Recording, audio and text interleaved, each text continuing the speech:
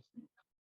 이제 시작하겠습니다. 오늘 민경찬 교수님께서 찬송가와 한국의 근대 음악이라는 제목으로 8시 15분까지 말씀을 해주시고 제가 한 15분 정도 같이 대화를 나누시고 교수님 나오실 때 박수로 환영을 하겠습니다. 네, 반갑습니다. 자, 그러면 바로 시작하도록 하겠습니다. 저번에 이어가지고 찬송가와 한국의 근대 음악입니다.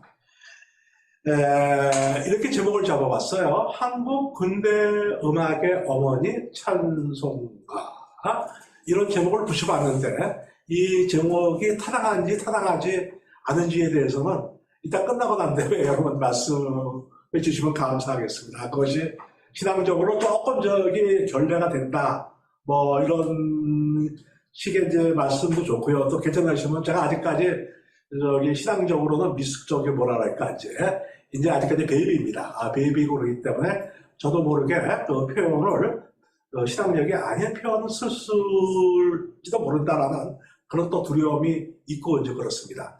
자, 한국의 근대 음악의 어머니 찬송가, 19세기 말 조선은 자주국가, 그 다음에 근대국가로의 전환을 하기 시작하였습니다.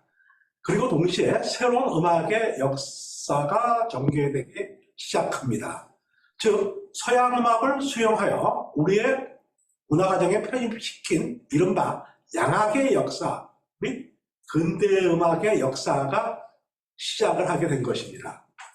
지난주에 살펴본 바와 같이 우리나라 근대 음악사는 찬송가로부터 시작을 합니다. 그리고 찬송가에 이어가지고 애국가 시대, 찬가 시대로 이어집니다.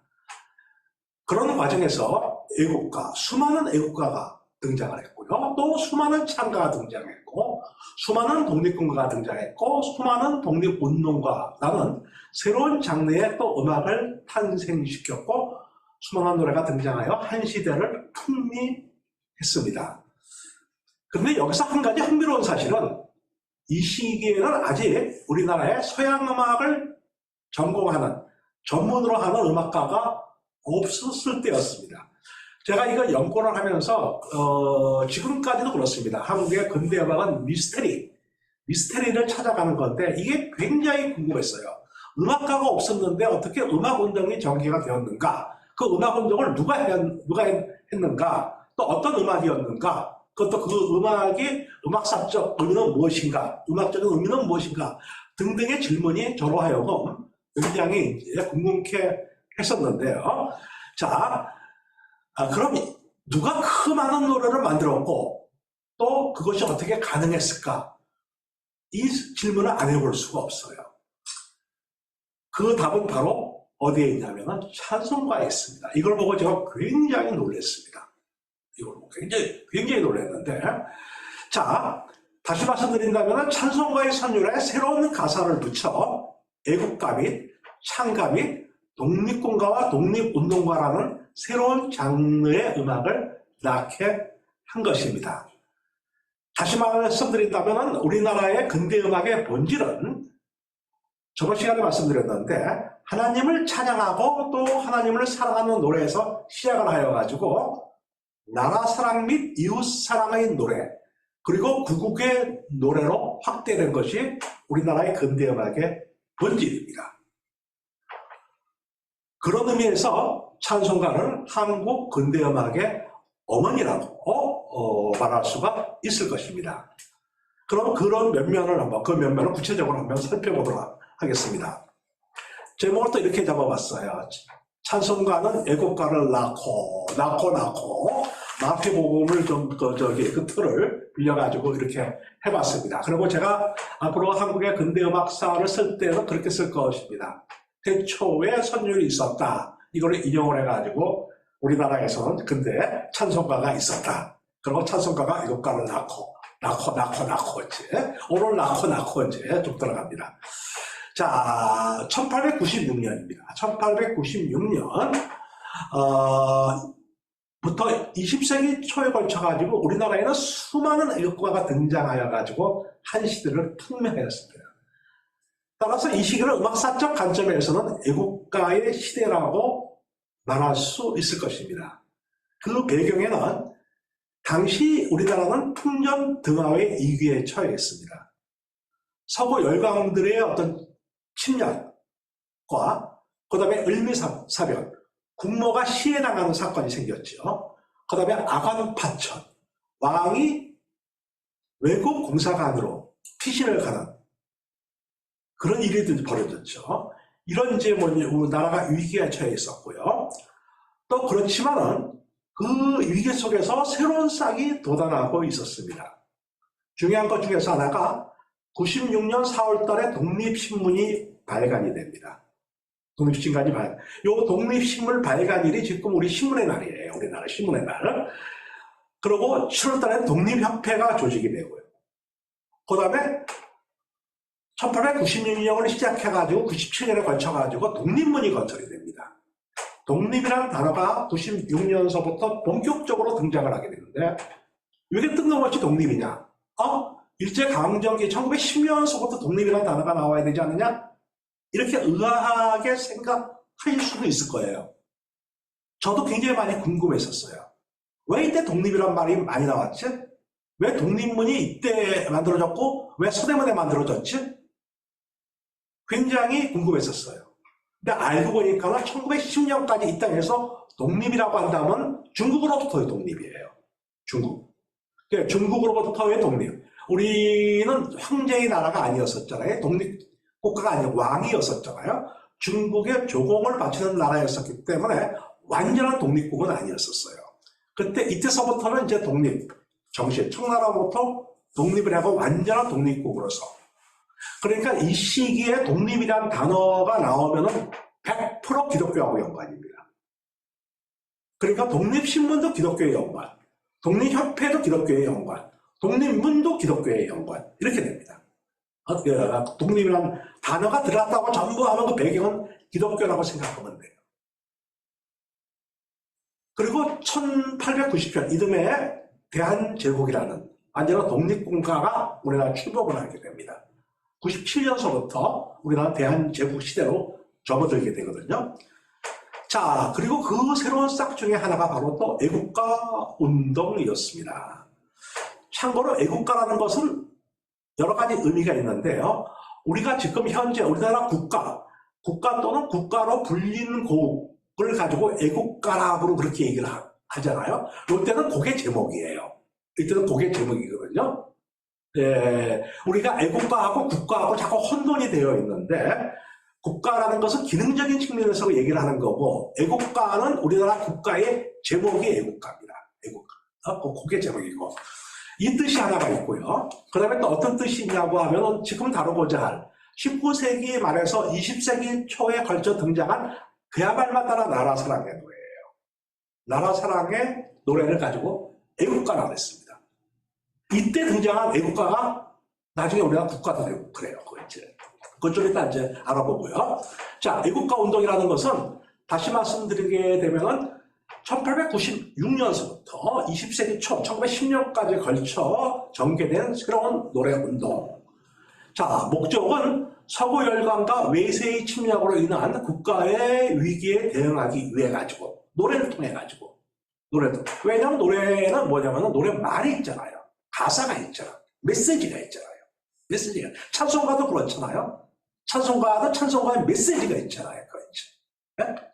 그래서 그런 목적. 그 다음에 중국으로부터의 독립을 하기 위한. 그 다음에 이제 독립국가 및 근대국가라는 새로운 나라의 건설을 위해 만들고 부른 노래라는 그런 의미를 가지고 있습니다. 내용으로 보면은 애국가가 수많은 애국가가 있었어요. 제가 지금 이제 발굴해가지고 정리를 한 게 100곡이 넘습니다. 진짜 애국가의 나라라고 해도 과언이 아니에요. 오늘 그 몇 개를 여러분들이 이제 살펴보실 건데요. 내용으로 보면은 애국, 애조, 애민, 독립, 또 황제와 국가 애착, 또 황제와 국가에 대한 충성심 고침, 평등 사상이 굉장히 중요했었어요. 평등 사상이라는 게 어디서 왔느냐? 또 계몽 등을 이 주 내용으로 하고 있습니다. 특이사항은 대부분 노래가 이런 형식, 기원문 형식이에요. 기도하는 형식이에요.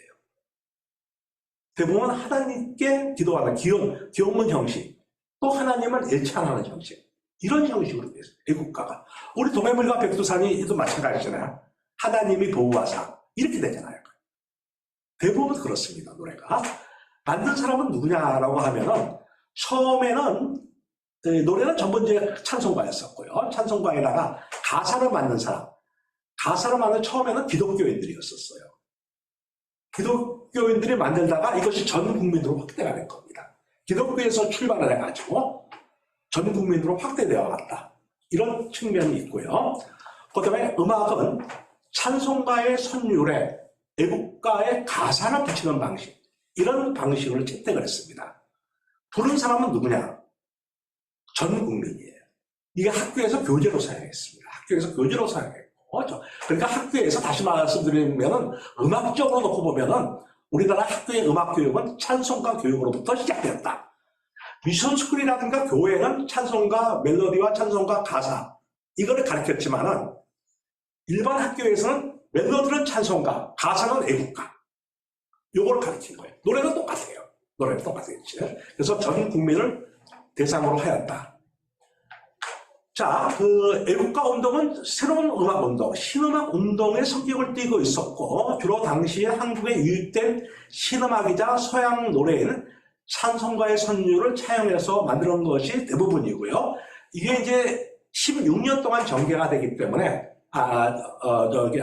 18년간 전개가 되기 때문에, 이후에는 다른 서양의 노래들도 이제 뭐 차용해가, 찬송가 이외의 노래들도 이제 차용해가지고 가사를 붙이고 그랬습니다.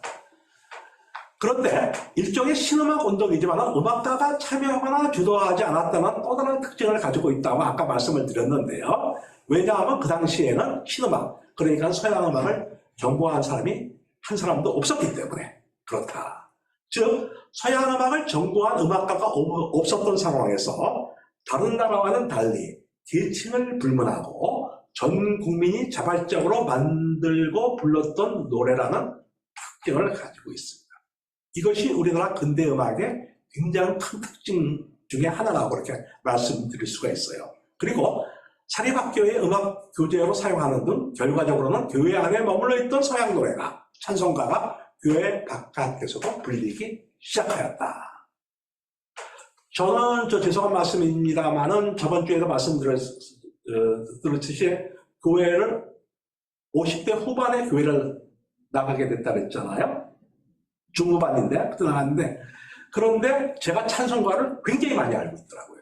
교회 나가서 제가 깜짝 놀랐어요. 찬송가 가사를 아는 게 아니라 음악을 안 거죠. 왜?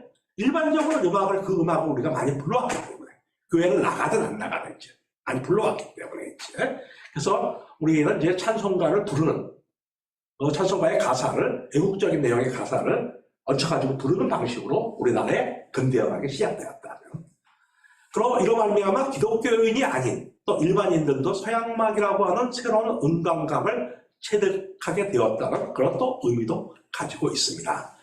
자, 현재까지 발굴된 것 중에서 음악을 알 수 있는 최초의 애국가 살펴볼게요. 세문안교회 애국가입니다. 세문안교 애국가인데, 이거는 이제 사실상 이 당시에는 세문안교회라는 이름을 쓰지는 않았어요. 오늘날 와서 이제 세문안교회지, 그때는 서울 야소교회 이렇게 얘기했어요. 야소라든가 예수를 중국어로 쓰면 야소라고 쓰잖아요. 야소교회, 그 예수교회 또는 장로교회 이런 식으로 얘기를 했었어요. 서양로교회. 세문안교회라는 명칭은 이후에 생긴 거거든요. 아무튼 1896년 고종의 탄신일에서 이제 서울 야소교회 성도들이 모아관이라는 곳입니다. 모아관. 지금의 독립관이에요. 독립관에 모여 축하 예배를 드릴 때 만들어 불렀던 노래를 알 수 있는 애국가 중에서 가장 오래된 것이 이겁니다.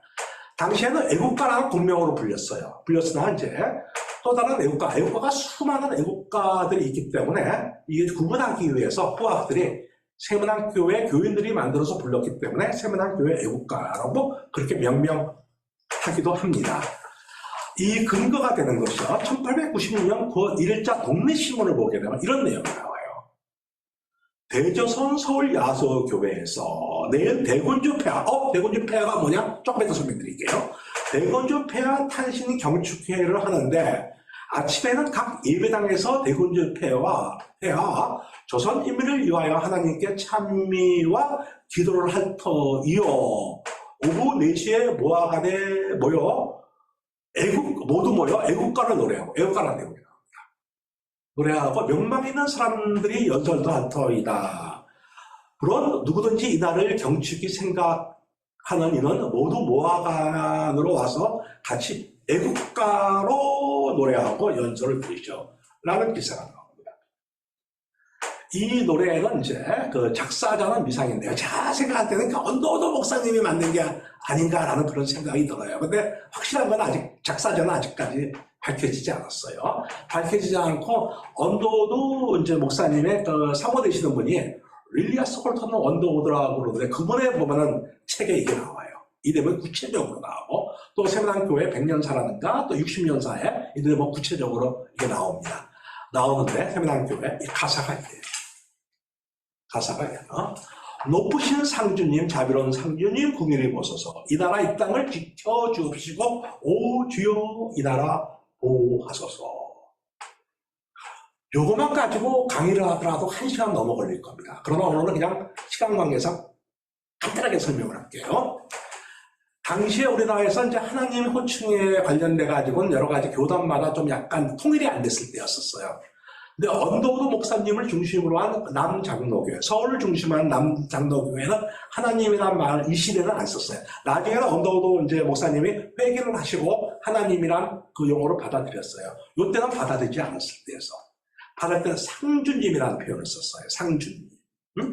상주님. 그러니까 높으신 상주님. 이렇게 되면은, 오늘날로 이렇게 번역을 하게 되면은, 높으신 하나님. 이 뜻입니다. 높으신 하나님. 자비로우신 상주님. 자비로우신 하나님. 긍휼히 보소서. 이 나라, 이 땅을 지켜주옵시고, 오 주여 이 나라 보호하소서. 하나님이 보호하사. 유사한 대목이 여기 나옵니다. 자, 2절. 우리의 대군주 폐하. 이렇게 나오는데, 여기서 역사 상식에 대해서 말씀을 드릴게요. 자, 우리나라의 최고 통치자를 조선시대 때 왕이라 불렀어요. 왕이라 불렀는데, 왕은 이제, 완전한 이제 독립국의 그 최고 권위자가 아니라 그랬잖아요. 최고 통치자가 아니라 그랬잖아요. 왕으로 불리다가 96년에 한번 대군주라고 그랬습니다. 대군주라고 그랬고, 왕이라는 표현을 안 쓰고, 96년에 대군주라고 그랬고, 97년서부터 황제라는 표현을 씁니다. 황제. 그러면 이제 왕과 황제는 그야말로 맞다는 하늘과 땅 차이입니다. 왕은 땅을 관장하는. 그러니까 땅이 뭐냐면은 사직입니다. 사직이고. 그래가지고 경복궁을 중심으로 해가지고 오른편이 사직동에 있는 것이 그 땅을 의미하는 거예요. 왼쪽에도 뭐가 있습니까? 종묘가 있잖아요. 종묘. 그러니까 신하들이 왕한테 종묘 사직을 보존하소서. 이게 뭐냐면 왕의 최고의 임무가 종묘 사직을 보존하는 거예요. 땅을 관장하는. 황제가 되면 이제 뭐냐면 천자가 됩니다. 하나님 아들이에요. 하나님 아들. 하늘 제사를 지내는 이제 황제는. 그렇죠. 하늘을 이제. 여러 가지 있는데 그 중에서 하나가 우리가 드라마 같은 데 보면은 이제 신하들이 이런 일 하나요. 임금님한테, 왕한테 전하 이렇게 얘기하잖아요. 전하 그러는데 대군주부터는 폐하가 됩니다. 폐하. 황제도 폐하. 이렇게. 그러니까 드라마에서 여러분 조선 드라마에서 폐하 이런 거 한 번도 들어보신 적 없을 거예요. 폐하. 그래서 이제 여기서부터 폐하가 됩니다. 그 다음에 왕한테는 왕의 치세를 천년만년 누리라고 할 때 이제 신하들이 하는 것이 천세 이렇게 되는데 여기서부터는 만세가 됩니다. 만세 영원하라는 뜻이에요. 영원하라는 뜻이에요. 그러니까 요즘 만세가 아무나 쓰는데 옛날에 이거 만세 쓰면 큰일 났었어요. 만세 쓰면 이게 역적이 되는 거예요. 중국에 대한 이제 여기서부터 우리의 대군주 폐하 만세로다 만만세로다 이게 나옵니다. 이 표현이. 복되시는 오늘날 은혜를 내리사 만수무강케 하여 주옵소서. 하나님한테 기원하는 이제 우리의 대군주 폐하께서 등극하셨네. 이 나라 이 땅은 영세불명하겠네. 대군주 폐하여 만만세로다. 상주주 문혜로 하나님 은혜로 오주여 이 나라 독립하였네. 우리들 백성은 상하반상 구별하시죠. 이게 나옵니다. 평등이라는 거. 이 당시에는 계급사회였었어요. 계급사회의 평등의 이제 뭐냐면 개념을 하는 것이 바로 기독교였었어요. 하나님 앞에 모든 만민들이 평등하는 개념이지. 그러니까 우리들 백성은 상하반상 구별 없이 다들 오주여 하나님께 기도하겠네. 홀로 한 분이신 만왕의 왕이여 찬미 받으소서. 상주님 경배하는 하나님 경배하는 나라와 백성들 국태민안하고 부귀영화 하나님으로부터 틀림없이 받겠네. 이런 거는 이게 노래가 최초의 애국가입니다. 이 찬송가를 이 가사를 찬송가 피난처 있음이 있잖아요. 피난처 이제 영국 국가인데 원래는 영국 국가입니다. 영국 국가인데 여러분 찬송가 책에 보게 되면 피난처 있으니 얘가 튜네임 해가지고 아메리카라고 되어 있어요. 미국 국가라고 되어 있어. 이거 틀린 거 아니냐? 그게 아니고 그 당시 선교사들이 우리나라에 들어왔을 때 미국 국가가 바로 이 노래였었어요. 오늘날에 이제 뭐냐면은 저기 성경의 영원이 아니고 저거는 1931년에 미국 국가가 된 거고 요 시기에는 이제 뭐냐면은 그 아메리카라는 제목. 그러니까 영국 국가하고 가사는 다릅니다. 가사는 다르는데 멜로디는 똑같아요. 멜로디는 똑같은데 이제 그 제목이 아메리카예요. 그 선교사들 미국 선교사들이 그 곡을 우리나라에 전해줬거든요. 그렇기 때문에 지금 우리나라 찬송가 책에는 아직까지 이 곡명을 아메리카라고 이제 그렇게 적고 있습니다. 자, 이 노래는 원래 영국 국가였는데 당시에 같은 선율이 미국의 국가로 불렸기 때문에 우리나라에서는 아메리카라는 제목으로 알려졌습니다. 바로 여기서 불렸어요. 요 독립문이에요. 독립문 옆에 저 뒤에 보면 독립문 옆에 기와집이 있잖아요. 이게 모화관입니다.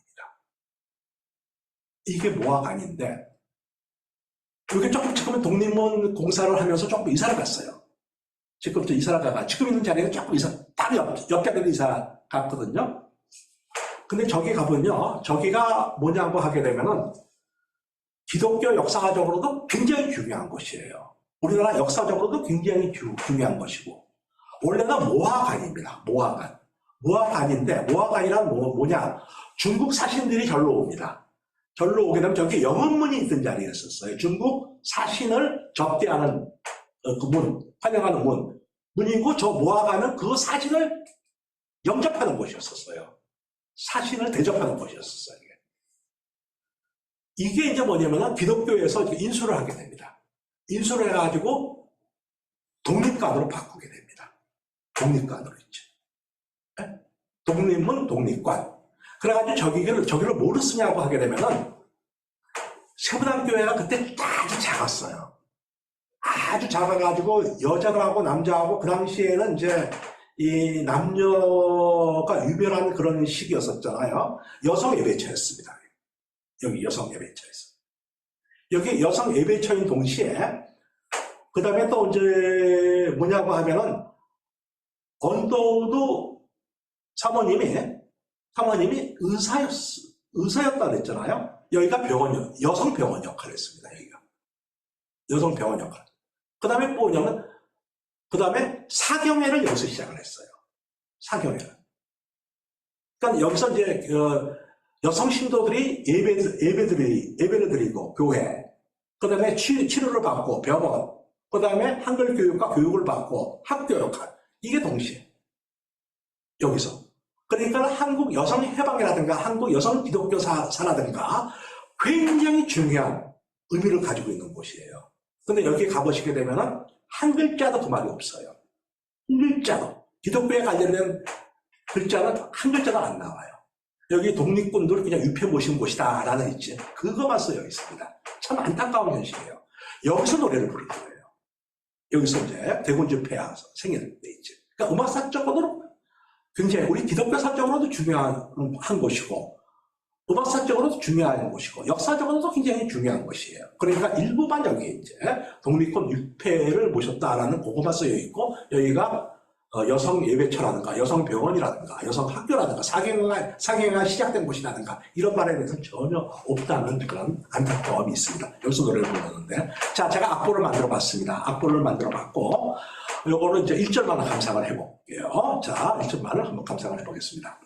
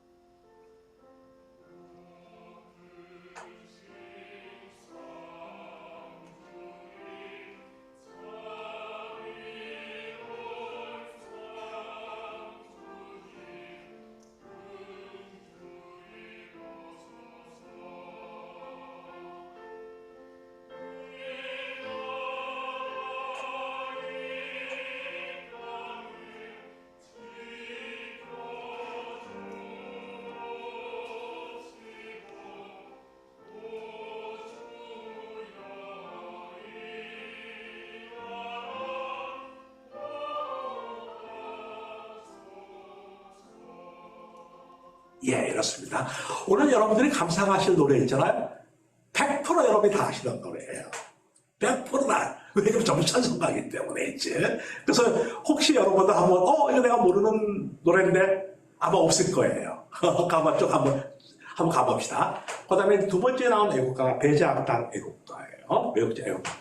자, 그로부터 몇 달이 지났습니다. 1896년 배제악당에서 독립문을 만들 때, 독립문 정전식 때 부른 애국가입니다. 일명 무궁화가라고 그렇게 얘기를 해요.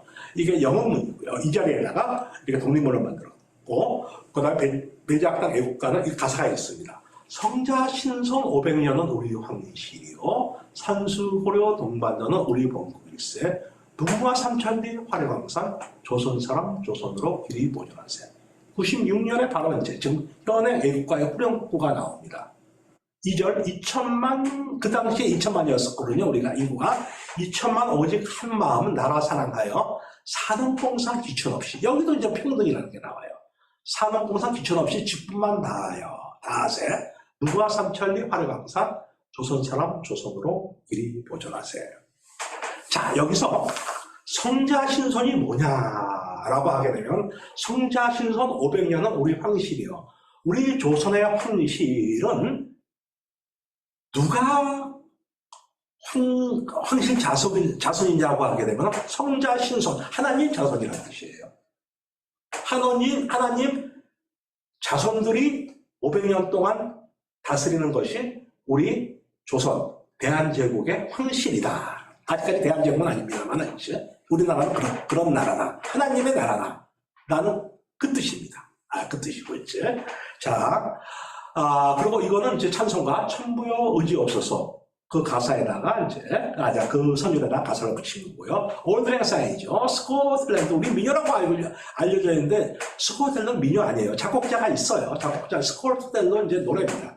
그래, 현행 애국가 프레임에 등장하는 것이 이제 특징이고요. 제가 악보로 만들어 봤습니다. 악보 만든 건 전부 제가 만든 거예요. 그래서 여러분들이 이제 혹시 의미 있는 자리에서 이거는 그냥 쓰십시오. 그냥 저작권 제가 주장하지 않을 테니까 그냥 쓰십시오. 그냥 여러분 쓰시라고 이거 여러분한테 자료를 제공해 드리는 거거든요. 자, 배제악당 애국가 있지. 이게 굉장히 많이 불렸어요. 이 노래가 있지. 배제악당 학생들이 이제 모였다 하면 교과 같이 이 노래를 불렀고요. 있지. 그 다음에 이듬해 고종 황제께서 아간파전에서 덕숭호로 항공하시죠. 덕숭호로 항공하시 97년에, 이 96년에 만들어졌는데 97년에 항공하실 때 그 주위에서 많은 사람들이 이 노래를 불렀다는 기록이 있어요. 기록이 있고, 그러니까 당시 이 노래를 꽤 많이 불렀던 모양이에요. 다 같이 한번 제가 만든 음원입니다. 한번 감상해 보겠습니다. 이것도 1절만 감상을 할게요.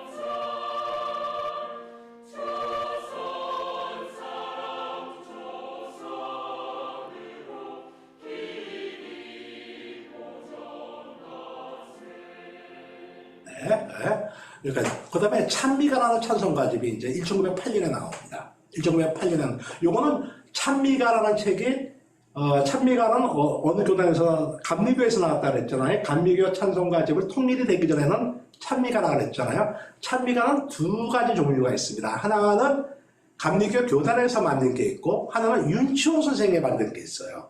요거는 윤치호 선생이 만든 찬미가입니다. 찬미가. 자, 여기에 제 1장이 애국가예요. 여기 15곡인가 수록되어 있거든요. 그 중에 3곡이 애국가입니다. 코리아라는 제목이죠. 1장을 보게 되면 이런 식으로 되어 있어요.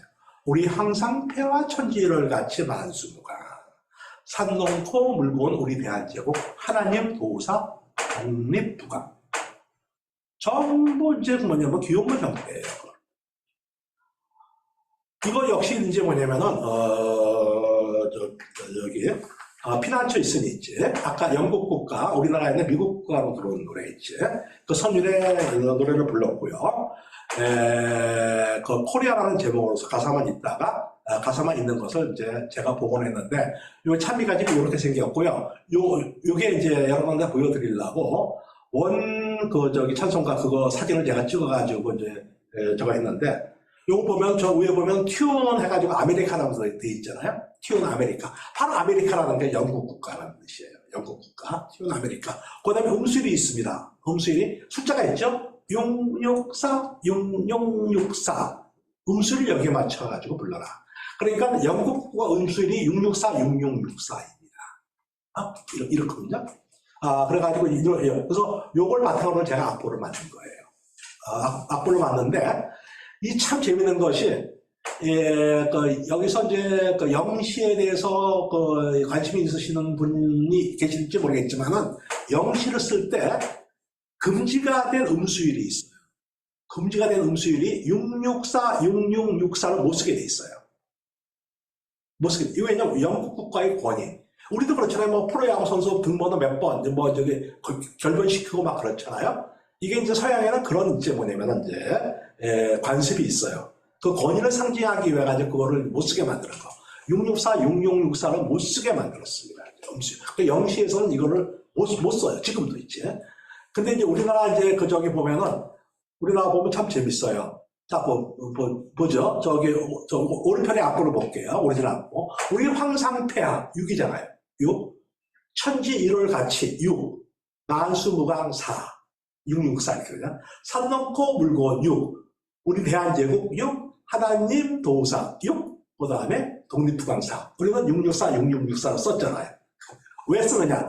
우리는 영어가 아니잖아. 영어가 아니고 한글이기 때문에 있지. 네? 이걸 써도 괜찮은 거예요. 이게 제가 이제 뭐냐면 그냥 상식적으로 말씀드린 건데 이 말씀은 뭐하고 연결이 되냐면 우리 근대시의 음수율이 사사조에서 다양한 음수율을 갖게 되는 것이 바로 이 찬송가 영향입니다. 찬송가 다양한 음수율을 갖게 됐거든요. 이 영향으로 우리의 근대시가 다양한 음수율을 갖게 돼요. 국민학에서는 잘 모르더라고 근데. 네. 자, 이렇게 악보로 만들어 봤습니다. 자, 한번 들어볼게요. 이것도.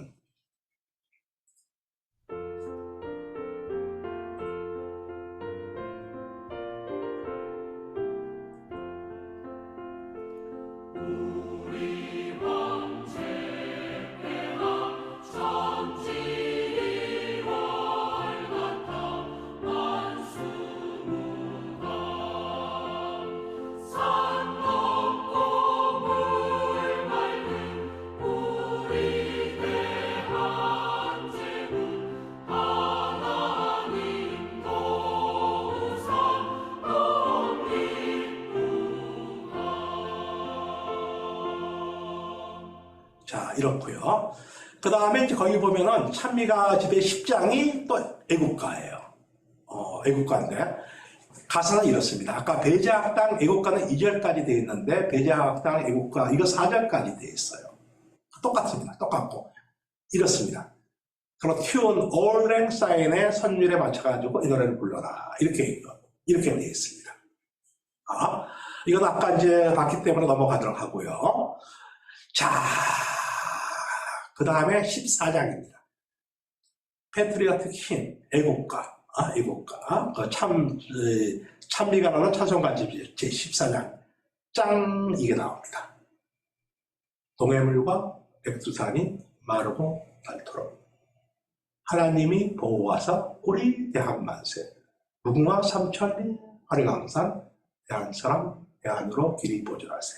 2절 남산 위에 3절 가을 하늘 4절 이기상가. 현의 애국가 가사가 수록된 가장 오래된 인쇄물입니다. 이렇게 돼 있어요. 이렇게 튜온 올드랜사인, 올드랜사인의 선율에다가 이 노래를 불러라. 그리고 이제 오리지널 한번 잘 보십시오. 동해물과 백두산이 마르고 닳도록. 오리지널은 하나님이라고 되어 있어요. 하나님이라고. 지금 우리는 이걸 바꿔서 부르죠. 하느님이라고 바꿔서 부르죠. 국가로서 부를 때는 하느님, 교회에서는 하나님이라고 부르는데 오리지널은 하나님으로 되어 있습니다. 오리지널 하나님이고 그 다음에 하나님으로 와서 이제 우리나라 만세, 우리 대한 만세 그거만 받겠죠. 무궁화 삼천리 화려강산 대한 사람 대한으로 길이 보존하세. 자, 우리는 무궁화라는 꽃이 우리 국화, 원래부터 국화였었고, 그냥 아무 생각 없이 이게 국화다, 이렇게 이제 생각을 하고 계시던데, 사실상 이거는 엄청난 의미를 가지고 있는 내용이에요. 저도 이거를 굉장히 이상하게 생각을 했었어요. 이상하게 생각했는데, 여러분, 무궁화가 영어로 뭔지 아십니까? 영어 사전 한번 찾아보십시오. 무궁화를. 로즈 오브 샤론이에요. 영문명이. 샤론의 장미입니다. 우리가 샤론의 장미라고 할 때는 그냥 어떤 장미라고 생각을 하고 있는데 장미가 아니에요. 샤론의 장미라는 걸 그때의 로즈라는 것은 이제 뭐냐고 하게 되면 샤론 평화에 피는 꽃들이라는 뜻이에요. 꽃들이라는 복수입니다. 그러니까 여기의 복수는 여러 종류란 샤론 평화. 그러니까 이제 뭐냐면 그것이 바로 뭘 의미하냐? 평화를 의미하는. 다시 말하면 예수님을 의미하는 것이 샤론의 장미고. 그 대표적인 것이 바로 무궁화예요. 거기서 샤론의 장미는 튤립도 있고 백합도 있고 여러 가지 종류가 있는데 샤론의 장미를 대표하는 것이 무궁화거든요. 예수님을 상징하는 거예요. 이거는 누가 만들었는지 모르겠지만 찬미가 집에 수록된 것으로 놓고 봐가지고는 이거 아직까지 작사자는 아직까지 밝혀지지 않았어요. 밝혀지지 않았지만 이건 크리스찬이 만들었다는 거는 100% 이거는 이제 알 수가 있다는 것이 우선 찬송가 집에 수록된 거고 찬송가 집에 수록된 거고 그 다음에 여기서 이제 뭐냐면은 하나님이라는 표현이 나오고 전렴에서는 후렴에서는 이제 뭐냐면은 무궁화라는 이 뜻은 뭐냐면은 전령 동해물과 백두산이 마르고 닳도록 하나님이 보호하신 상태에서 우리나라는 이제 만세, 우리나라가 영원하더라가 무궁화 삼천리 예수님과 함께하는 우리나라라는 이런 뜻을 가지고 있어요. 그리고 실질적으로 그 당시 사람들이 이 노래를 굉장히 좋아해가지고 뭐라냐면 무궁화시키를 했습니다. 누가 무궁화시키를 했어? 어디서? 기독교인들이 무궁화시키를 한 거예요. 전국적으로. 그래가지고 무궁화가 우리나라 꽃이 된 겁니다. 그 전서부터 된 게 아니고 이 노래 때문에 그리고 그 숨은 뜻은 바로 예수님이라는 그런 의미를 가지고 있어요. 그게. 자, 그래서 이것도 이제 뭐냐면은 그 올드랭 사인 그러고 이제 현행 애국가 가사의 1908년입니다. 가장 오래된 인쇄물입니다. 자, 그리고 이제 가사를 약간 바꿔가지고 단어만 몇 개 바꿨죠. 그래가지고 대한민국 임시정부의 애국가로 이 노래를 불렀어요. 그 일제강점기 때 우리의 국가로 이 노래를 부른 거죠. 이 노래를. 그러니까는 이게 안희태 선생의 국가가 1948년 8월 15일서부터 공식적으로 불리기 시작했거든요. 작곡은 35년이 됐어요. 35년이 됐는데 그 못 불리다가 48년 정부 수립 때부터 본격적으로 불리기 시작했고요. 그 전까지 1919년서부터 시작해가지고 48년까지 명실공히 우리나라의 국가로서 그리고 광복이 되고 해방이 되고 난 다음에 북한 쪽에서도 이걸 불렀습니다. 국가로. 북한 쪽에서도 이걸 불렀어요. 이거를 부르다가 47년에 오늘 북한의 지금 현재 북한의 국가로 47년의 국가를 만들었거든요. 그 전까지는 이 노래를 불렀습니다. 자, 이 노래를 이제 악보를 보시고, 악보는 이제 제가 만든 거고요. 그러니까 이게 두전으로 되어 있고 악보 없이 되어 있는 거기 때문에 후렴구가 무궁화 삼천리에 어떤 음을 붙이는가, 화려왕상 어떤 음을 붙이는가는 버전이 조금씩 달라요. 조금씩 다르고 그러는데, 요게 귀중한 음원이 있어가지고 요 음원을 한번 감상을 해볼게요. 요 악보는 아까 보신 악보가 가장 오래된 악보고, 음원은 음원으로서 가장 오래된 음원인데 해방 이후에 나온 음원이에요.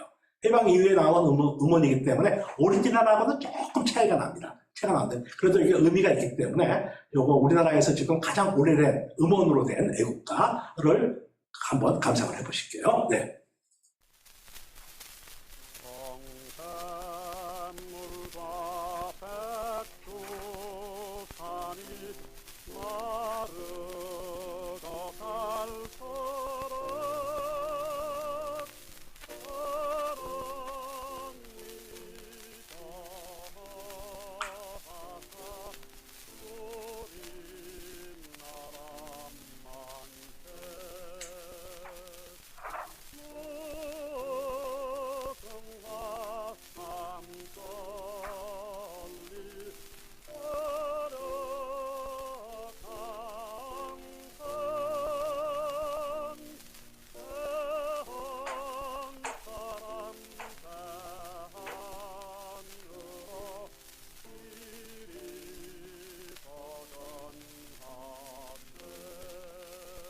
네, 여기까지 듣도록 하겠습니다.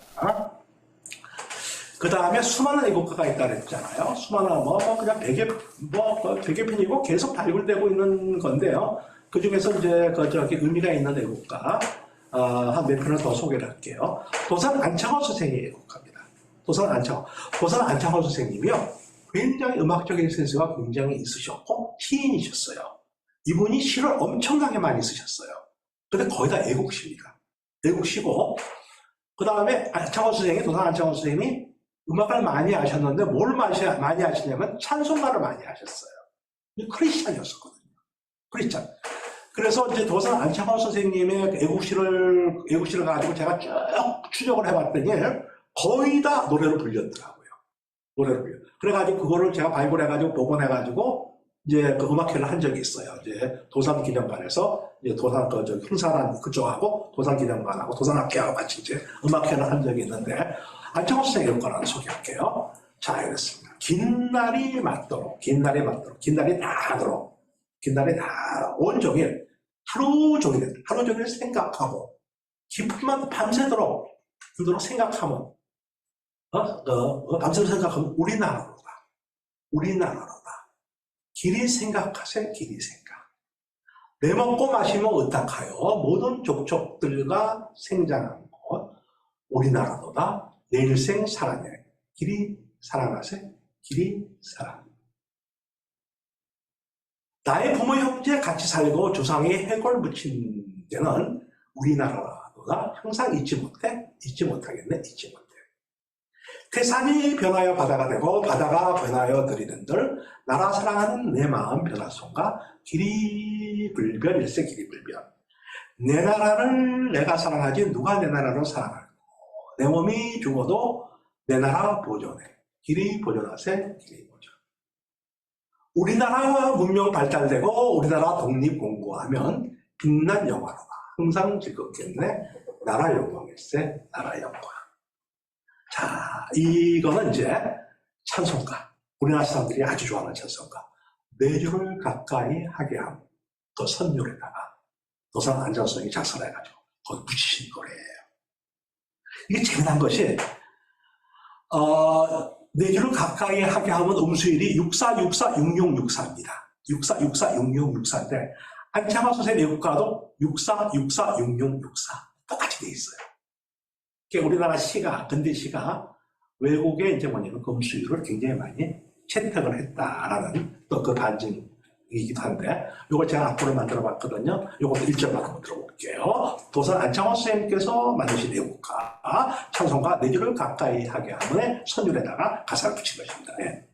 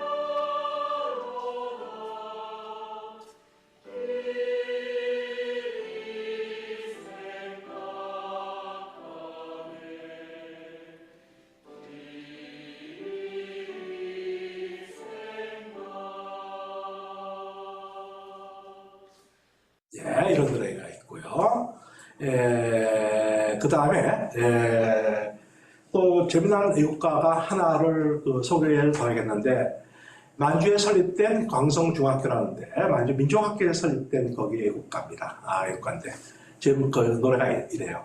천지를 개벽한 후에 동반반도 대한 황천이 풍부했으니 우리 것 아니냐. 내가 아니 지키면 누가 지켰으냐.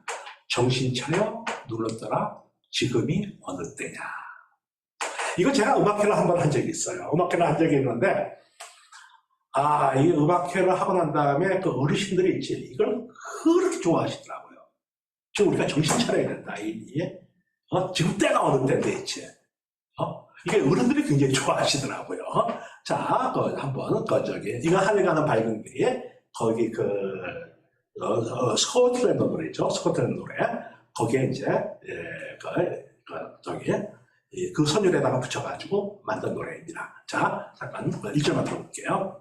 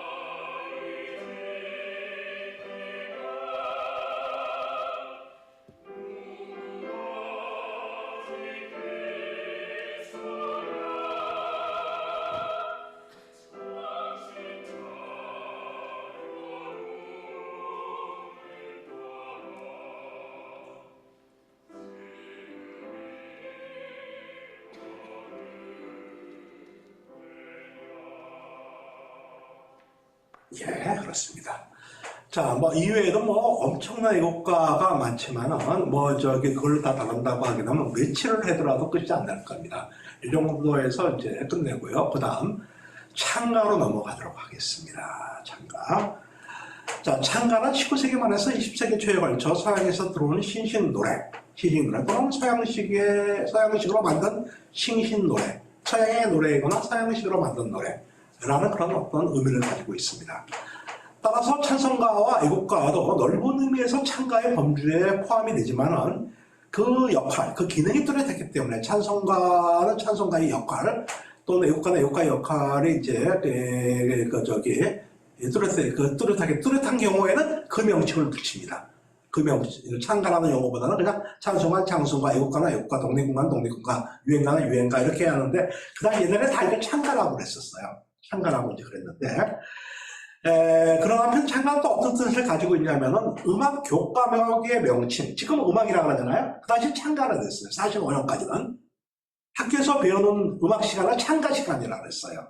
그래서 그 교과목 명칭, 그러면 그 교과목에서 배우는 노래를 창가라고 불렀습니다. 학교에서 배우는 노래. 그러니까 창가라는 것은 학교 노래라는 뜻이 굉장히 강해요. 그래서 이제 청소년이 부르는 교육적인 내용의 노래도 그 창가라고 이렇게 얘기를 했습니다. 음악적인 측면에서는 굉장히 다양합니다. 굉장히 다양하고, 또 이제, 그러는데, 여기에서 이제 교육 창가에 관련된 것만 몇 가지 살펴보도록 할게요. 1910년입니다. 우리나라 최초의 음악 교과서가 만들어져요. 최초의 음악 교과서가 1910년에 등장을 합니다. 그러니까 찬송가가 얼마나 빨리 등장을 한 거예요? 찬송가는. 그러니까 미션스쿨에서는 그냥 찬송가를 가지고 음악 교재를 쓴 거예요. 음악 교재를 쓰고, 또 이제 그냥 음악 교과서가 만들기 전에는 아까 애국가를 위해 이거를 가리방이라고 그러죠. 가리방. 여기 이걸 해가지고 이렇게 하다가 책으로 음악 교과서로 나오는 것은 1910년입니다. 1910년 5월 달에 지금 교육부에 해당하는 학부가 지금 교육부를 학부라고 했는데, 이때 보통교육 창가집이라는 걸 발견하는데, 이게 최초의 음악 교과서예요. 이렇게 생겼습니다. 학부 편찬, 보통교육 창가집 제1집, 한국정부 제목에 들어갔고요. 여기에도 찬송가의 선율로 만든 찬가가 여러 편 소개가 되어 있어요. 여러 편 수록되어 있는데 그 중에 이제 몇 가지를 살펴보고 볼게요. 갈지라도 이거는 이제 샘물과 같은 보혈을 이 선율을 찬양하는 것인데요. 한번 들어볼게요.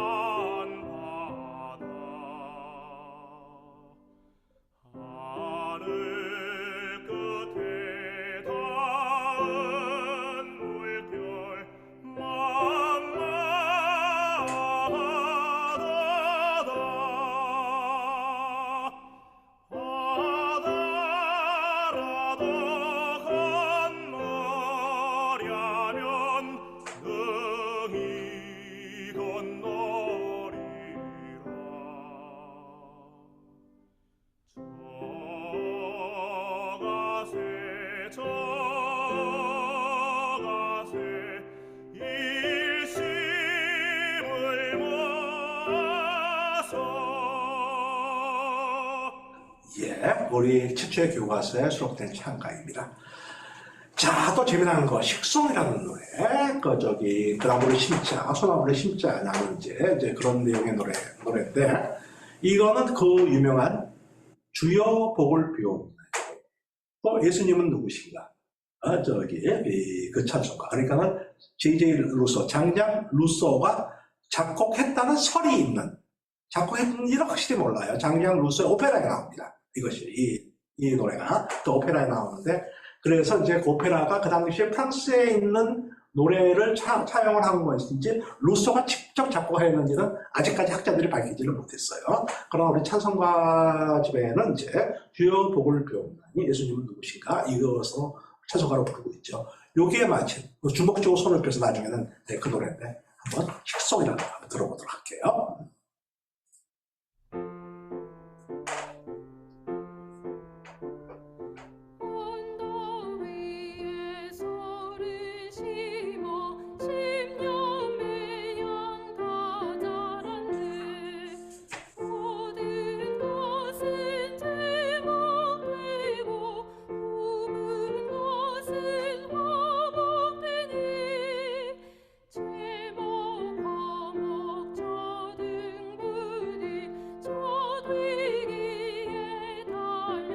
오케이, 거기까지 들을게요. 네. 네. 자, 그렇고요. 그 다음에 또 이제 춘조라는 노래. 이거 달빛보다 더 밝은 천국 선율을 청해서 만든 그런 이제 찬가입니다. 이거는 그냥 지나가도록 할게요. 보통 시간을 보니까는 좀 빨리 좀 진행을 해야 될 것 같아가지고, 이거는 그냥 여러분들한테 앞으로 다 제공해 드렸으니까 이거 참고를 하시기 바랍니다. 자, 그 다음에 독립군가입니다. 독립군가면 독립운동가. 어마어마하게 많아요. 어마어마하게. 1910년부터 45년까지는 일제강점기로 우리 역사상 가장 어려운 시대였습니다. 이 시대에 구국의 일환으로 수많은 독립군가는 독립군이 부른 거고, 독립운동가는 민간인들이 부른 거고, 민간인가 등장을 하였습니다. 이 노래는 주로 중국, 러시아, 미국, 하와이 등 해외에서 독립운동 하던 곳에서 만들고 불렀습니다. 그리고 해외에 설립된 독립군 양성소뿐만 아니라 한국민족학교의 교재로도 사용을 했습니다. 이 노래를 중에서 찬송가의 선율로 사용하는 것이 적지 않은데, 아마 적지 않다는 건 뭐 상당수입니다. 그 대표적인 몇 가지 케이스만 살펴보도록 할게요. 독립군가라는 제목의 독립군가예요. 독립군가를 대표하는 노래라고 해도 과언이 아닌데요. 한번 볼게요. 가사를 쫙 한번 볼게요. 신대한국 독립군의 백만용사야, 조국의 부르심을 네가 아느냐. 삼천리 삼천만의 우리 동포들 건진이 너와 나로다. 나가 싸우러 나가. 독립문의 자유종이 울릴 때까지 싸우러 나가세. 원수들이 강하다고 겁을 낼 건가, 우리들이 약하다고 낙심할 건가. 정의의 날샘깔이 비끼는 곳에 이 길이 너와 나로다. 그럼 그 3절 너사 죽어는 독립군의 용사가 되고 나 죽음은 독립군의 홀령이 되니 동지와 너와 나의 소원 아니냐 빈내리 너가 나가. 그럼 압록강과 두만강을 뛰어 건너라 악독한 원수물이 쓸어 몰아라 이렇던 조국 광산 회복한 날 만세를 불러보세 나가 싸우러 나가 싸우러 나가 독립군의 자유전이 울릴 때까지 싸우러 나가세 라는 독립군가입니다.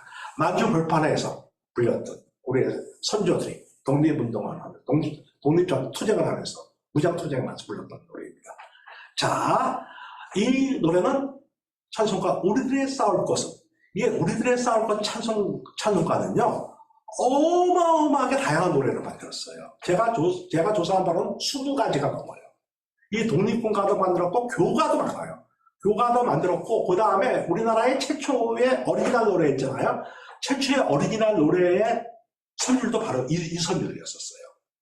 또 다양한 음원가도 만들어졌고 굉장히 우리나라 사람들이 굉장히 좋아했던 그런 찬송가였습니다. 찬송가였는데 자 한번 1절만 들어볼게요.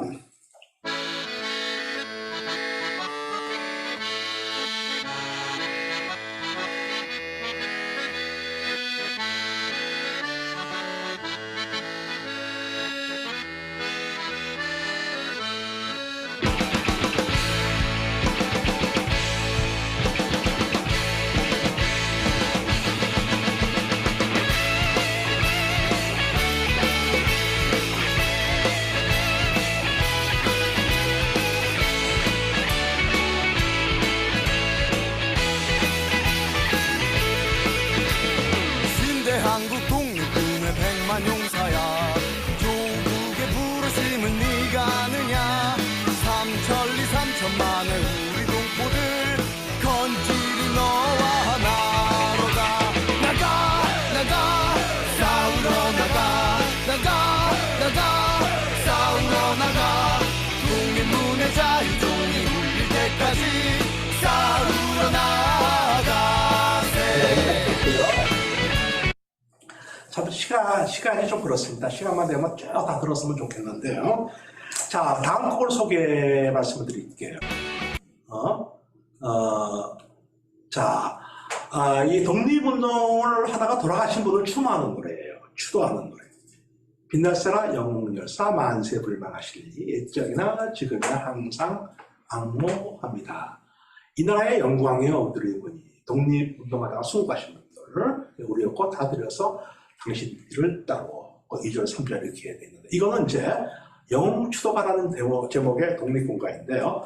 독립운동을 하시다가 수고하신 영웅열사를 추도하는 노래였고요. 이 노래는 찬송가 시온성과 같은 교회 이 선율을 붙여 노래해서 시온성과 같은 교회는 여러분 다 아시겠지만은 이거는 이제 현재 독일 국가입니다. 독일 국가로 불리고 있고요. 작곡한 사람은 오스트리아 사람이에요. 하이든 곡에 있지. 하이든 곡에. 원래 이제 뭐냐면은 그 당시에는 이제 뭐냐면은 이 오스트리아 제국이었었거든. 오스트리아 제국 영향을 굉장히 많이 받았거든요. 그럼 오스트리아 제국에서도 이 노래를 했었어요. 이 노래를 하다가 그 전통으로 인해 가지고 이제 저도 굉장히 이것도 옆으로 빠지게 되면 또 한참 빠지는데 음악 공부할 때 이제 그 세계 각국의 국가 이거 공부를 할 때 굉장히 헷갈린 것 중에서 하나가 아니 독일이 음악의 나라인데 자기 나라 국가도 못 만드나? 그래가지고 오스트리아 사람 곡을 쓰나? 막 이렇게 이제 오해를 하고 막 그랬었어요. 아무튼 이제 뭐냐면은 이거 시온성과 같은 교회의 선율의 노래를 붙인 건데요. 이거는 해외 독립운동의 현장에서 교부들과 학생들이 주로 많이 불렀던 노래입니다. 자, 영웅추도가 한번 들어보겠습니다.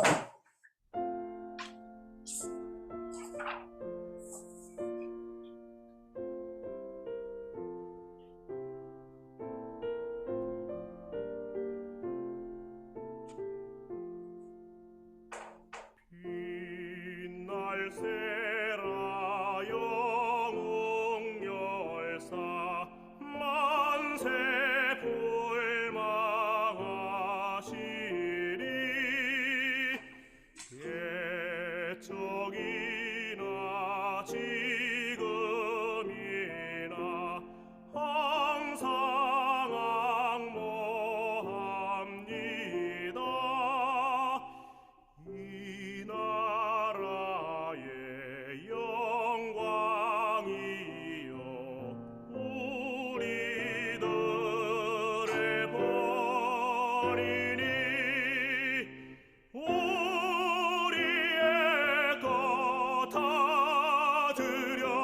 주소서 당신 뒤를 따르오. 자, 이런 노래가 있고요. 그 다음에 대표적인 독립운동가 중에서 하나가 대한소년기계라는 노래가 있습니다. 태산이 무너지고 바다가 변화해도, 태산이 무너지고 바다가 변화해도 우리 소년, 대한의 소년의 굳은 마음은 변하지 않는다.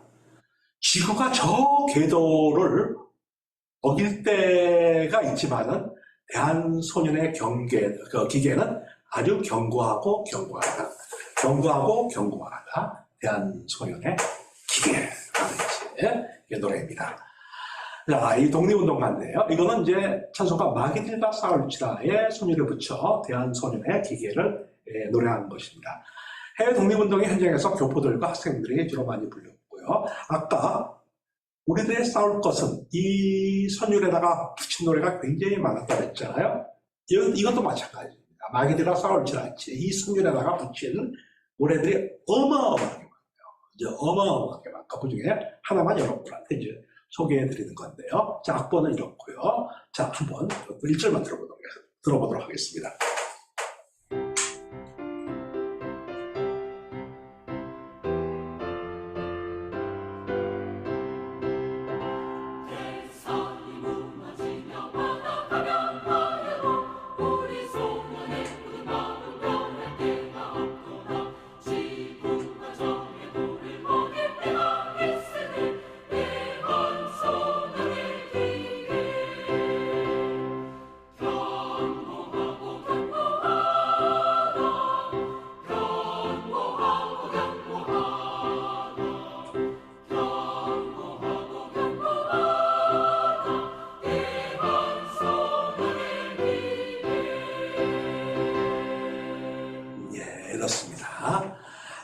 시간이 거의 다 돼가네요. 그래서 이제 강의를 마치면서 몇 가지 말씀을 올리도록 하겠습니다.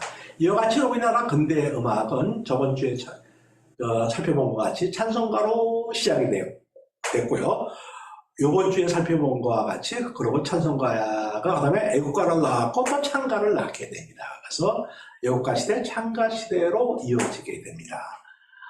그런 과정에서 앞에서 말씀드린 바와 같이 애국가, 찬가, 독립군가, 독립운동가라는 새로운 장르의 음악을 탄생하였고 또 수많은 노래가 등장하여 한 시대를 풍미했습니다. 서론에서도 제가 이 말씀을 드렸죠. 이 모든 것이 서양 음악을 전공한 음악가가 없는 상태에서 전개가 되었고 또 계층을 불문하고 전 국민들이 자발적으로 만들어 불렀던 노래라는 특징을 가지고 있습니다. 음악가가 없었던 시대였음에도 불구하고 바로 그것이 가능했던 이유는 찬송가가 있었기 때문에. 제가 이거 발견하고 엄청나게 놀랐어요.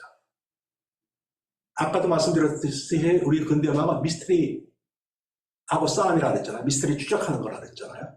음악가가 없었는데 어떻게 그런 다양한 노래가 만들어졌을까? 그러고 알고 보니까 전부 찬송가예요. 그래가지고 이제 이게 가능했구나라는 있죠. 이거 알게 됐고요. 이게 풀렸습니다. 또 한 가지 미스터리. 우리나라 1945년까지 우리나라 음악 전문 교육기관이라고서는 이화여전 하나밖에 없었어요. 이화여전 전문학교. 그러니까 이화여전 전문학교는 여자 학교잖아요. 근데 남자 음악가들이 어마어마하게 많이 등장을 했어요. 우리가 배운 동요라든가 가곡이라든가 대중가요도 그렇고 있죠. 이게 저한테는 굉장히 미스터리였었어요.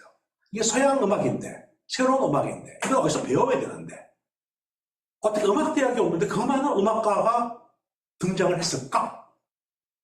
이걸 보니까는 답은 어디에 있냐면은 교회와 미션 스쿨에 있었습니다. 교회와 미션 스쿨이 바로 음악가 양성소 역할을 했던 것이에요. 그래가지고 우리나라의 1세대 음악가들은요, 거의 다 숭실 출신입니다. 평양 숭실 출신입니다. 미션 스쿨이잖아요. 거기 음악 교육을 시켰어요. 음악 교육을 시켰어요. 그러고 난 다음에 그분들이 서울로 오셨어요. 서울로 오셔서 연희전문학교를 만드셨어요.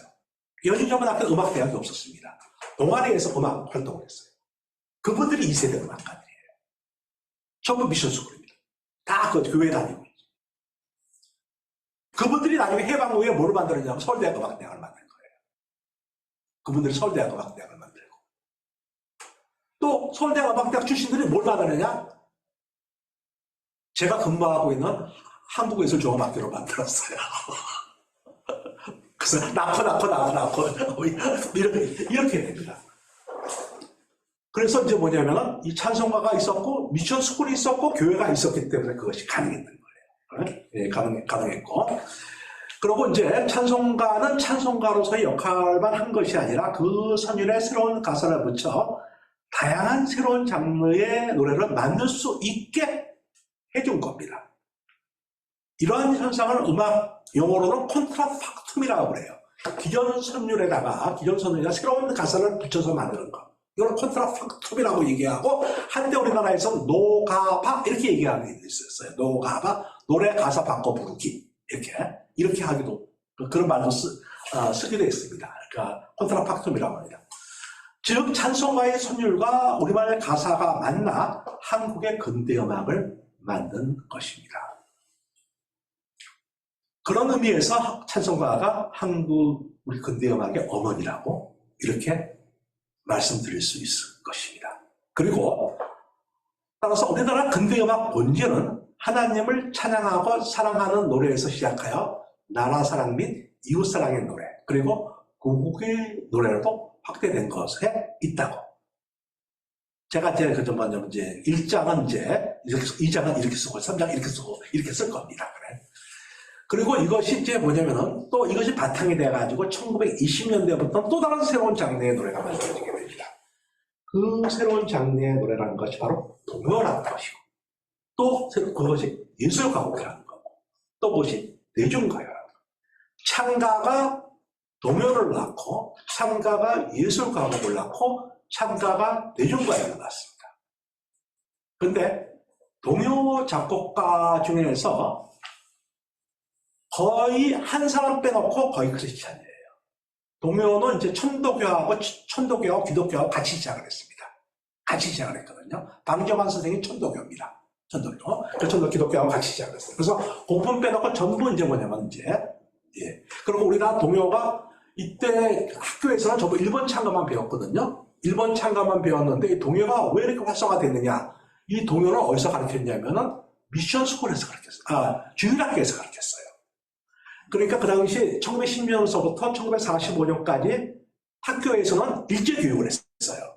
일제교육을 했는데 교회에서는 어떻게 되냐. 주일학교에서 민족교육을 했습니다. 민족교육. 그래서 우리말 교육을 했고 그 다음에 우리 역사 교육을 했고 우리 노래 교육을 했어요. 그래서 이제 이 동요라는 것이 교회를 바탕으로 해가지고 쫙 커졌습니다. 가곡도 마찬가지예요. 가곡도 마찬가지고 전부 이제 그렇게 해가지고 이렇게 이제 꽃을 피우게 됩니다. 그리고 양악이라는 새로운 문화 형성에 결정적인 기여를 한 것입니다. 그런 가운데서 찬송가의 음악어법인 조성음악, 저번 시간에도 말씀드렸습니다만 조성음악이 한국의 새로운 음악 모국어가 되어 결과적으로 우리나라 사람들은 음악적 모국어가 두 가지가 있다고 했잖아요. 그리고 바이뮤지컬리티가 형성이 되어가지고 다양한 음악 문화를 낳게 하였습니다. 오늘날 우리나라가 저는 이렇게 생각해요. 오늘도 이제 뭐냐면 롱티버에서 오늘도 피아노가 1등을 했잖아요. 피아노가. 얼마 전에는 또 저기 한해종에서 방클라벤 콘에서 1등을 했고 이제 뭐 차이콥스키 콩쿨 퀸 엘리베이스 콩쿨 이제 전 세계에서 콩쿨을 휩쓰는 게 한국이에요. 한국입니다. 외국에서도 굉장히 놀랍니다. 외국에서. 이 클래식 강국이 된 거예요. 클래식만 그러나 대중가요를 더 하잖아요. BTS부터 시작해가지고 대단하잖아요. 그렇죠? 이게 우리나라가 세계 음악의 강국이 된 데에는 그 기저에 바로 찬송가가 있었기 때문이라고 저는 생각해요. 하나님 뺨으로 했으니까 있죠. 하나님이 모아서 있죠. 이것 때문에 이제 이게 가장 큰 이제 요인이라고 생각을 합니다. 그리고 하나님이 모아서 우리나라 만세. 우리 가난한 나라에서 오늘날 이렇게 성장한 것은 다 하나님이 뽑아서 하나님의 보살핌속에서 이렇게 된 게 아닌가. 그 다음에 무궁화 삼천리 활해강사 예수님과 함께하는 이 대한민국이었기 때문에 그렇게 되지 오늘과 같이 되지 않았는가. 저는 그렇게 생각합니다. 이와 같이 하나님에 대한 애창과 그 하나님에 대한 간절한 기도가 하늘에 닿았기 때문에 오늘과 같은 우리가 있지 않을까라는 그런 생각을 합니다.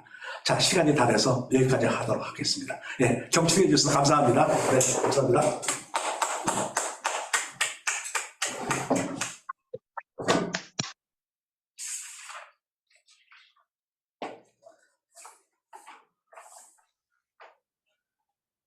아주 열정적으로 강의를 해주신 교수님께 진심으로 감사를 드리고, 이 시간은 이제 잠깐 질의응답하는 시간인데, 지난번에 이어서 오늘 강의 내신 것 중에 여러분들이 같이 나누거나 또 물어보실 거 있으면은 아주 그냥 어떤 것도 좋으니까 말씀을 좀 해주시기를 부탁을 드리겠습니다.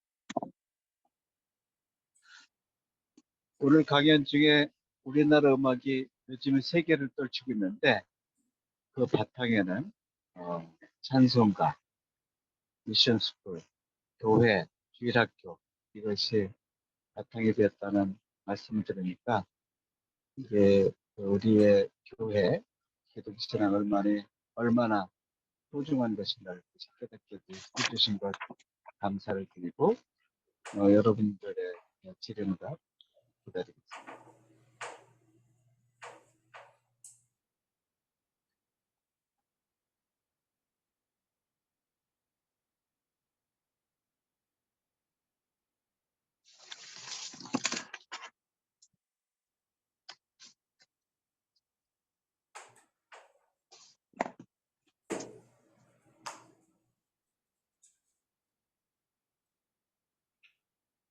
너무나 분명하게 말씀하셔서 질의응답이 없으신가요? 어디서 강의하든 학생들한테 강의하든 어디서 강의하든 이 시간이 가장 고독한 시간인 것 같아요. 그렇죠. 예. 예. 아주 고독하고 번혹스러운 시간입니다.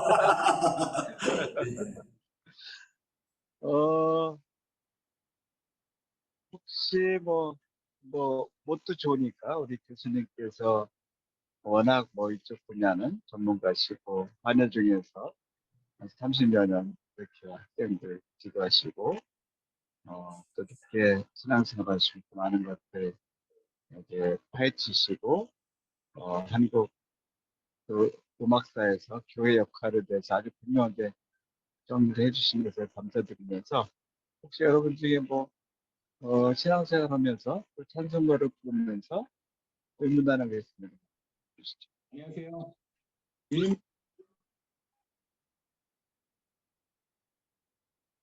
음소거를 해주시고 음이 끊겼어요.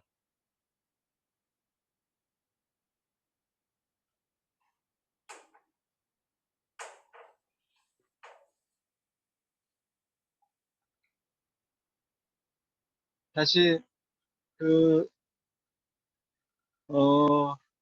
좀 바로 잡으시고 음소거 해주시고 질문을 해주시면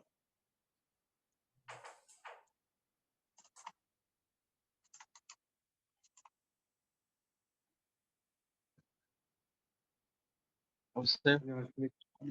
네, 음이 다 끊기는데 얘기하시죠.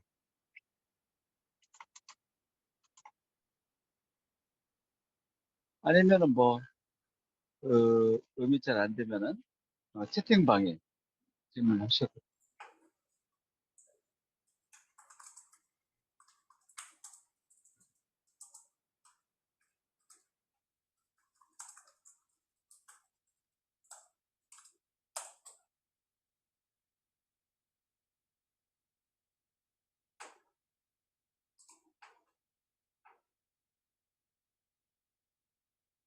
어떤 분이 채팅 들어오지 않나?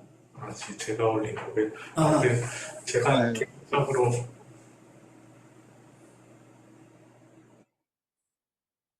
네, 질문을 그러면 제가 하나 드려도 될까요?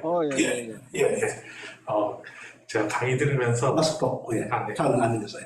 네, 강의 들으면서 이제 하나 질문이 생각난 게 있는데요. 네. 그 애국가도 그렇고 이제 독립에 대한 내용도 그렇고 그 임금에 대한 충성, 이제 그런 왕에 대한 찬미에 대한 예. 내용이 많이 있더라고요. 예, 예. 그게 이제 물론 하나님 이제 상주 하나님, 예. 폐하신 하나님에 대한 그런 예. 이제 찬송, 예. 그런 이제 충성에 대한 내용도 있겠지만 네네. 그런 진짜 그런 국가의 지도자 예, 예. 그런 부분에 대한 찬미도 있었는지. 그렇죠. 네. 당시에는 우리가 대한제국 시대잖아요. 대한제국 시대라는 것은 이제 신화의 도리에서 가장 근본적인 것은 두 가지가 있습니다. 하나는 충성과 그다음에 만수무강이에요. 충성과 만수. 그럼 전 세계적으로 똑같아요. 저 봉건사회에서는 왕국이라든가 황제국이라든가 이런 거는 이제 뭐냐면은 왕에 대한 충성, 황제에 대한 충성심과 그다음에 만수무강을 비는 것은 영원무궁 같은 거니까요. 그리고 그다음에 이제 그 왕국이라든가 황제 국가에는 쿠데타가 굉장히 많이 일어났어요. 그러니까 충성을 가장 큰 신화의 덕목으로 취급을 했거든요. 자, 그런데 우리나라의 찬송가에 등장하는 황제 예천은 전부 뭐냐? 하나님이 보호하십니다. 하나님한테 기도드리면서 하나님께 우리 이제 황제를 잘 되게 해달라고 하는 그게 좀 달라요. 일반 노래하고. 그냥 하나님 빼고 황제를 애천하는 거하고 하나님한테 기원하는 우리 황제를 만수무강하게 해달라라는 이 내용하고는 다르죠. 그러니까 대부분 이 노래들을 기독교인들이 많이 만든 것 같아요. 그래서 작사자가 누구인가는 아직까지는 밝혀지지는 않았는데 많은 것이 밝혀지지 않았는데 이 작사자가 이제 밝혀지면은 이제 또 새로운 면면을 알 수 있겠지만은 저는 뭐 틀림없이 대부분 기독교인들이 아니면은 이런 가사가 나올 수가 없어요. 이런 가사가 신앙심을 바탕으로 한 있지. 그런 신앙심을 바탕으로 한 황제에 대한 충성, 신앙심을 바탕으로 한 황제 고종. 예, 나라 사랑입니다. 고종도 있지만은 나중에는 이제 순종. 고종을 그때 광무 황제가 됐고 1907년부터는 융희 황제가 그랬거든요. 융희 황제에 대한 어떤 찬양도 굉장히 많아요. 전부 뭐냐면 하나님 앞에 기도하는 겁니다. 그런 형식으로. 감사합니다. 네. 예, 또 다른 분.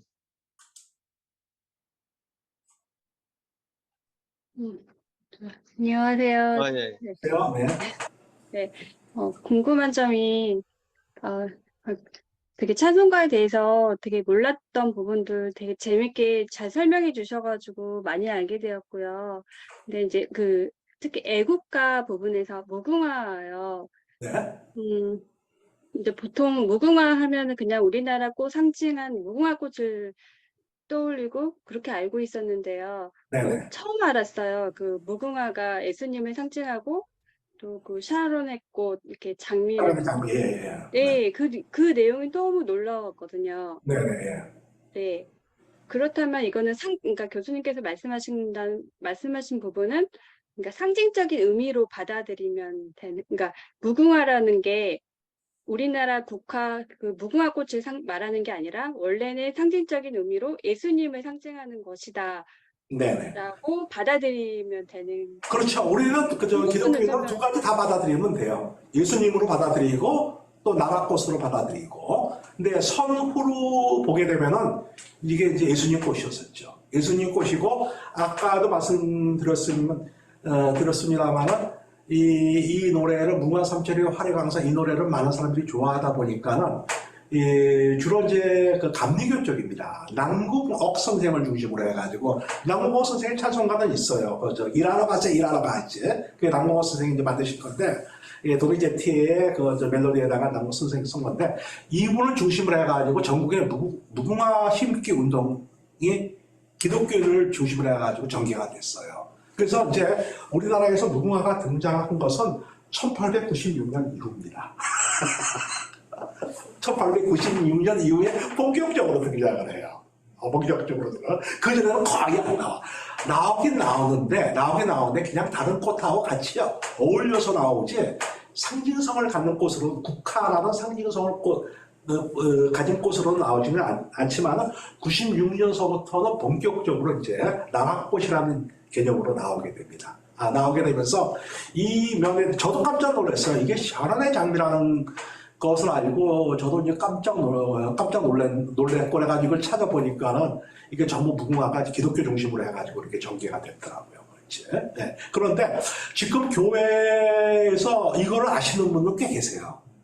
무궁화가 샤넬의 장미라고 이게 아시는 분도 꽤 계시고 또 이걸 말씀하시는 분 저 말고도 말씀하시는 분들이 요즘 종종 있더라고요. 이제 그래서 아마 이제 오늘 처음 들어보셨다고 하시니까는 이제 내일 모레 본격적으로 들어보실 겁니다. 이 노래 무궁화가 샤넬의 장미라는 것은 예수님이라는 것은 다른 사람을 통해서도 이제 많이 이제 들어보시게 될 겁니다.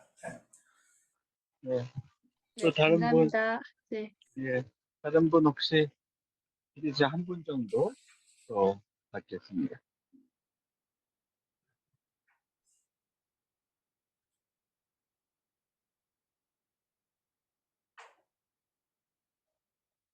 그러면은 교수님 그 두 번 강의를 네. 마무리해 주시고 교수님의 소감이나 뭐 이런 것도 좀 말씀해 주시고 마치겠습니다. 저는 굉장히 이번 강의가 굉장히 의미가 있고요. 감사했고, 또 여러 번 만나서 기뻤고, 또 긴장이 됐어요. 긴장이 된 게 이제, 저는 이제 신앙에 아직 초보자잖아요. 초보자이기 때문에 이걸 말씀을 하시면서 여러분들한테 또는 이제 뭐냐면은 하나님한테 또는 예수님한테 이게 누가 되는 게 없지 않을까라는 이제 이런 생각도 하면서 처음에는 이 강의를 이렇게 제안을 받았을 때는 조금 이제 제가 망설였는데 잘됐다. 이게 하나님의 뜻이다. 여기서 한번 쫙 이렇게 얘기하게 되면 틀린 거 있으면 신앙적으로 틀린 거 있으면 우리 그 목사님부터 시작해가지고 지적을 해주실 테니까는 누가 저한테 그런 지적을 하겠어요. 신앙적으로 이제. 그래서 여러 가지 신앙의 선배님들하고 또 목사님들 앞에서 이 강의 한번 해보는 것도 저희 어떤 신앙생활이라든가 음악 연구에 있어가지고 또 한 차원 또 이제 성장하게 되는 계기가 되지 않을까라는 그런 생각을 하면서 이번 기회는 저는 너무 행복하고 너무 감사합니다.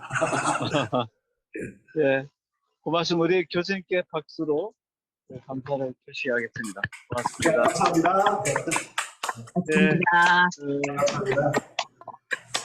이것으로 우리 민경천 교수님 아주 열정적인 저희들한테 새로운 사실을 많이 깨우친 강의를 두 번에 거친 것을 마치면서 2022년 하반기 인문학 아카데미 음악에서 만나는 기독교 전순서를 정리를 하겠습니다.